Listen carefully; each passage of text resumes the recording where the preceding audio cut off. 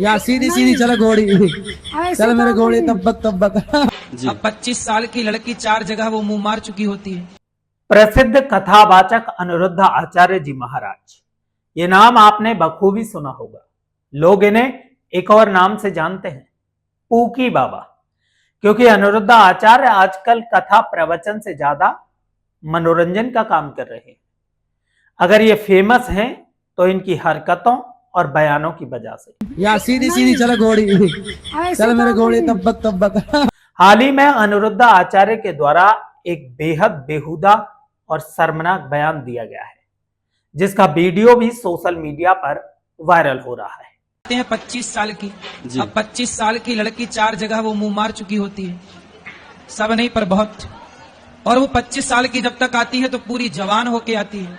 जब जवान होके आएगी तो स्वाभाविक है कि वो अपनी जवानी कहीं ना कहीं तो वो उसकी जवानी फिसल जाएगी या जाएगी। जैसे कि अभी एक लड़के के संग हनीमून मनाने गई, परंतु वो किसी और के साथ वो रह चुकी थी, उसके साथ चक्कर था। वो ड्रमवाला केस अभी पुराना हुआ नहीं जाता। अनिरुद्ध आचार्य के द्वारा 25 साल की लड़कियों को लेकर दिया गया ये बयान बेहद शर्मनाक है। आज की इस वीडियो में हम अनिरुद्ध आचार्य की बेहुदा हरकतें और बेशर्म बयानों का पिटारा खोलेंगे, जिन्हें देखने और सुनने के बाद आप भी हैरान हो जाएंगे। इसलिए इस वीडियो को एंड तक जरूर देखिए, और अगर आप हमारे चैनल पर नए हैं तो चैनल को सब्सक्राइब कर बेल आइकॉन जरूर दबाएं। अनिरुद्ध आचार्य कथा से ज्यादा लोगों के बीच उनके रंग बिरंगे अंदाज और बयानों से फेमस है, लेकिन कई बयान इतने शर्मनाक होते हैं कि जिन्हें सुनने के बाद हर इंसान का खून खोल जाए। हाल ही में अनिरुद्ध आचार्य ने लड़कियों को लेकर ऐसा बयान दिया है जो बेहद बेहुदा और शर्मनाक भी है। 25 साल की, अब 25 साल की लड़की 4 जगह वो मुंह मार चुकी होती है, सब नहीं पर बहुत। और वो 25 साल की जब तक आती है तो पूरी जवान होके आती है। जब जवान होके आएगी तो स्वाभाविक है कि वो अपनी जवानी कहीं ना कहीं तो वो उसकी जवानी फिसल जाएगी या जाएगी। जैसे कि अभी एक लड़के के संग हनीमून मनाने गई, परंतु वो किसी और के साथ वो रह चुकी थी, उसके साथ चक्कर था। वो ड्रमवाला केस अभी पुराना हुआ नहीं जाता। आपने अनिरुद्ध आचार्य का जो बयान सुना है, इस बयान को लेकर जगह जगह लड़की और महिलाएं अनिरुद्ध आचार्य पर सवाल खड़ा कर रही हैं। अनिरुद्ध आचार्य ने लड़कियों को लेकर ऐसा बयान दिया जो बिल्कुल बेहुदा और शर्मनाक है। क्या ये भागवत वक्ता के मुंह से शोभा देता है? क्या अनिरुद्ध आचार्य को ऐसा बोलते हुए जरा भी शर्म नहीं आई, या फिर लोगों के बीच और ज्यादा फेमस होने के लिए अनिरुद्ध आचार्य किसी भी हद तक जाने के लिए तैयार हैं? इसके बाद भी अनिरुद्ध आचार्य यही नहीं रुके, बल्कि और भी सुनिए। किन बेटियों के टुकड़े हो रहे हैं? उन बेटियों के जिन बेटियों के माँ बाप ने सही वक्त पर सही संस्कार नहीं दिया। ये वही अनिरुद्ध आचार्य हैं जो लोगों को गुमराह कर रहे हैं। अभी तक आपने सुना भी है और पढ़ा भी है कि हमारा देश 15 अगस्त 1947 को कैसे आजाद हुआ। देश को आजाद कराने के लिए हमारे देश के वीर जवानों ने अपने प्राणों का बलिदान तक दे दिया, लेकिन अनिरुद्ध आचार्य का ये बेहुदा बयान सुनिए। हमारा देश 15 अगस्त को क्यों आजाद हुआ? एक बार क्या हुआ, एक चिड़िया का अंडा, समुद्र के किनारे चिड़िया ने अंडा दिया। चिड़िया, समुद्र की लहर आई और चिड़िया का अंडा बहा के ले गई। तब तक वहां से गरुड़ जी गुजरे, तो गरुड़ जी को पता लगा कि इसके अंडे समुद्र ने डुबाए। तो गरुड़ जी जाके अगस्त जी से मिले। अगस्त जी, जिन राक्षसों आपका यज्ञ जो विध्वंस करते हैं वो राक्षस समुद्र में छिपे हैं, यदि आप समुद्र का पानी पी जाओ, सोख लो, तो फिर उनको मारा जाए। अगस्त जी ने समुद्र पी लिया, 3 चिल्लू में समुद्र पी गए। चिड़िया का बच्चा बच गया, उसे लगा मैंने खाली कर दिया। तब अंग्रेजों को पता लगा कि 1 अगस्त ने सागर पी लिया, अब तो 15 अगस्त है, भैया भागो भारत छोड़ के, वरना ये 15 अगस्त क्या करेंगे। इसलिए हमारा देश आजाद हुआ। अभी जो कहानी आपने अनिरुद्ध आचार्य के मुंह से सुनी, क्या वो हमारे देश के लिए शहीद हुए उन वीर जवानों का अपमान नहीं है, जिन्होंने देश की आजादी के लिए अपने प्राणों तक का बलिदान दे दिया?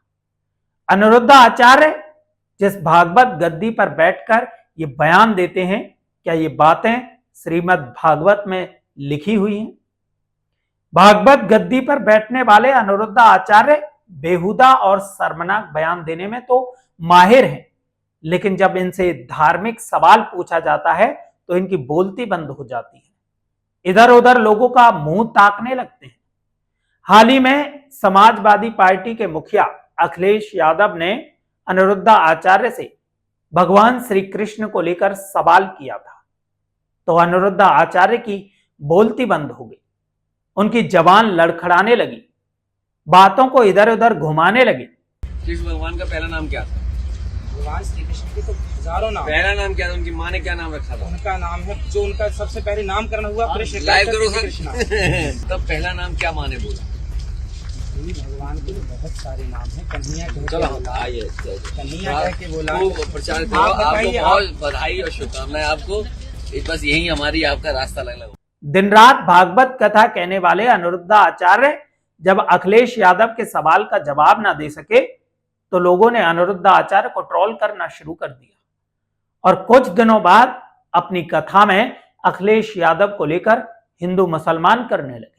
सोचिए, वो नेता हमसे कह रहे हैं कि आपका रास्ता अलग हमारा रास्ता। वो मुसलमानों से नहीं कहते कि तुम्हारा रास्ता अलग हमारा रास्ता, वो मुसलमानों से कहते हैं कि जो तुम्हारा रास्ता वही हमारा रास्ता। अभी तो आगे और सुनिए। एक बार अनिरुद्ध आचार्य ने कहा कि लोग गलत कहते हैं कि श्री भागवत में राधा जी का नाम नहीं है, और इसके बाद अनिरुद्ध आचार्य ने एक श्लोक भी सुनाया, लेकिन अनिरुद्ध आचार्य शायद भूल गए कि उनके बगल में भी जानकार व्यक्ति बैठे हुए हैं। जब उन्होंने ये बात सुनी तो अनिरुद्ध आचार्य को तुरंत कहा कि आप नाश मत करिए। लोग कहते हैं भागवत जी में राधा का नाम नहीं है, राधा का नाम नहीं है। ये लोग गलत कहते हैं, जो भी कहता है गलत कहते हैं। उद्यता युद्ध दौर दंडई राधावंतो भटान मृधि। ऐसा है, नाश मत करिए। आधावंत है, आधावंत में दौड़ते हुए या संधि हो गई है। गुरुजी नहीं, ये गलत। क्या अनिरुद्ध आचार्य ज्ञान की कोई अलग से किताब पढ़ते हैं? यहां भी इनकी हरकतें अभी खत्म नहीं हुई हैं। अभी और सुनिए। आपने आईफोन देखा होगा, आईफोन के पीछे एप्पल का लोगो बना हुआ होता है। कंपनी का नाम और लोगो आपने जरूर देखा है, वो थोड़ा सा कटा हुआ लोगो है। अब वो कटा क्यों होता है, आप अनिरुद्ध आचार्य के मुंह से सुनिए। नीम करोली वाले बाबा जी, उनके पास एक शिष्य आया अमेरिका। उसने बोला, गुरुजी हम कोई फैक्ट्री डालना चाहते हैं, बताओ क्या उसका नाम और क्या। तो महाराज जी के पास वहां एक एप्पल रखा हुआ था, सेब। तो महाराज जी ने सेब को खाया और खा के चेले को पकड़ा दिया, ये रहा तेरी फैक्ट्री का सैंपल। और यही पूकी बाबा लोगों को ज्ञान देते हैं कि शब्दों को संभाल कर बोलिए, शब्दों के हाथ पांव नहीं होते। आप तो मर जाएंगे लेकिन आपके शब्द यहीं रह जाएंगे, लेकिन ये नियम खुद के ऊपर लागू नहीं होता। शब्द संभाल के बोलिए, शब्द के हाथ है ना पांव, शब्द के हाथ पांव नहीं होते, इसलिए शब्द को संभाल कर बोलिए। आप तो मर जाएंगे लेकिन आपके द्वारा कहे हुए शब्द नहीं मरेंगे। अनिरुद्ध आचार्य भागवत कथा से ज्यादा अपने बयानों के लिए प्रसिद्ध हैं। अब आप लोग इनके इतने कारनामों को देखने और सुनने के बाद क्या कहना चाहते हैं, अपनी राय हमें कमेंट बॉक्स में जरूर दीजिए, और आगे की अपडेट पाने के लिए चैनल को सब्सक्राइब कर बेल आइकन जरूर दबाएं। हरे कृष्णा, राधे राधे।